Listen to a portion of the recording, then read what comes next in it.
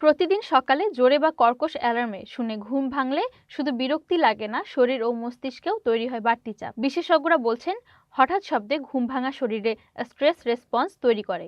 Cortisol ও adrenaline দ্রুত বেড়ে যাওয়ায় হৃদস্পন্দন ও রক্তচাপ হঠাৎ বেড়ে যায়। এভাবে নিয়মিত জেগে উঠলে ঝুঁকি বাড়ে হৃদরোগ, স্নায়ুতন্ত্রের সমস্যার। একই সঙ্গে দেখা যায় স্লিপ ইনারটিয়া বা ঘুমের জড়তা। জেগে ওঠার পর 15 থেকে 1 ঘন্টা পর্যন্ত মনোযোগ, স্মৃতি ও সিদ্ধান্ত নেওয়ার ক্ষমতা কমে যায়। গবেষণায় দেখা গেছে, প্রতিদিন জোরে অ্যালার্মে ঘুম ভাঙলে সকালে মেজাজ খিটখিটে হয় এবং সারাদিন অস্থিরতা বাড়ে। এই সমস্যা এড়াতে ব্যবহার করা যেতে পারে নরম বা ধীরে বাজা এমন অ্যালার্ম। সানরাইজ অ্যালার্মও হতে পারে বিকল্প, যা ধীরে ধীরে আলো বাড়িয়ে শরীরকে স্বাভাবিকভাবে জাগতে সাহায্য করে। সবচেয়ে জরুরি, নিয়মিত ঘুমের রুটিন মানা। জোরে অ্যালার্ম সরাসরি মস্তিষ্কের ক্ষতি না করলেও প্রতিদিনের ধাক্কা শরীরে অযথা স্ট্রেস তৈরি করতে পারে। তাই অ্যালার্মের ধরন বদলাতেই দিন শুরু হতে পারে আরও শান্ত ও স্বস্তিদায়কভাবে।